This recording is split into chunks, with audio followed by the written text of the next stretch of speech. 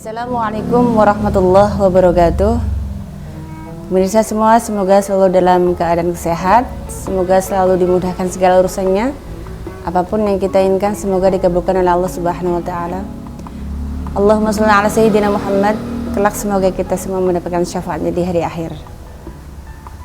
Pemirsa, Nabi Muhammad sallallahu alaihi wasallam seringkali memberikan contoh kepada kita sesuatu yang sangat mulia dengan dalam masalah berteman.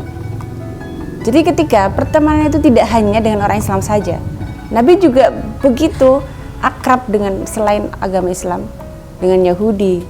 Contoh kecil, ketika zamannya beliau masih hidup, ada orang Yahudi tua yang berada di depan pasar. Dia itu tidak bisa makan, tidak bisa melihat.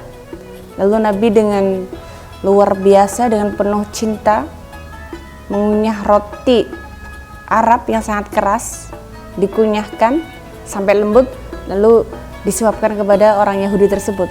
Ini menunjukkan kepada kita bahwasanya kita harus belajar dari akhlak Rasulullah, bahwasanya kita harus bisa mencegah konflik dan perpecahan antara agama gitu.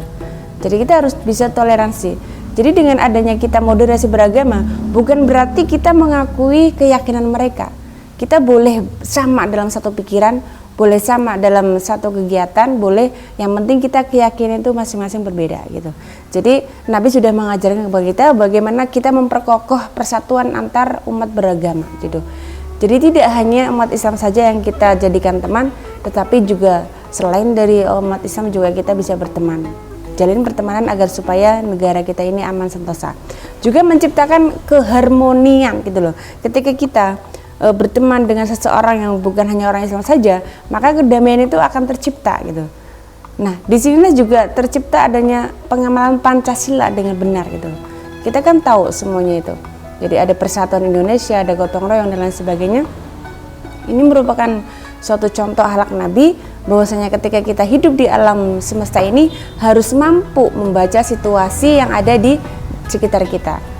Bagaimana Islam akan menjadi Islam yang kuat ketika kita ini menjadi seseorang yang selalu dicintai dan selalu diharapkan kehadirannya, karena dengan kelembutannya mampu untuk melibas atau mampu untuk menjadikan pertikaian, perpecahan itu tidak ada gitu loh.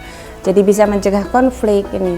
Jadi penting sekali untuk merajut jalinan persaudaraan antara kita, karena kita di sini adalah hidup untuk manfaat, dan tentunya Allah Subhanahu wa taala sudah dengan jelas dalam Al-Qur'annya itu fabima rahmatim minallahi linta lahum gitu. Jadi ketika kita berhadapan atau kita berinteraksi dengan seseorang yang bukan beragama dengan kita, nggak sama dengan agama kita, maka kita harus perlihatkan kepada mereka keadilan Allah, bahwasanya Allah itu maha adil.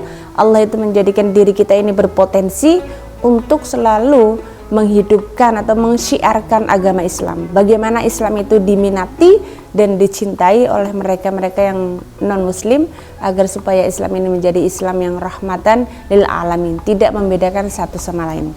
Oleh karena itu, kita berpegang kepada akhlak Nabi yang telah mencerminkan bagaimana mulianya Nabi untuk selalu menjadikan kita ini menjadi orang yang memperkokoh persatuan bangsa, mencegah konflik, menciptakan harmoni dan kedamaian, agar supaya hidup kita ini tenang, tentunya barokah, tentunya kita bisa berdiplomasi satu sama lain, bisa berkolaborasi satu sama lain tanpa adanya sesuatu yang menjadikan diri kita itu susah atau kita nggak enak menjalaninya, karena Nabi juga berdiplomasi dengan orang yang selain non muslim gitu.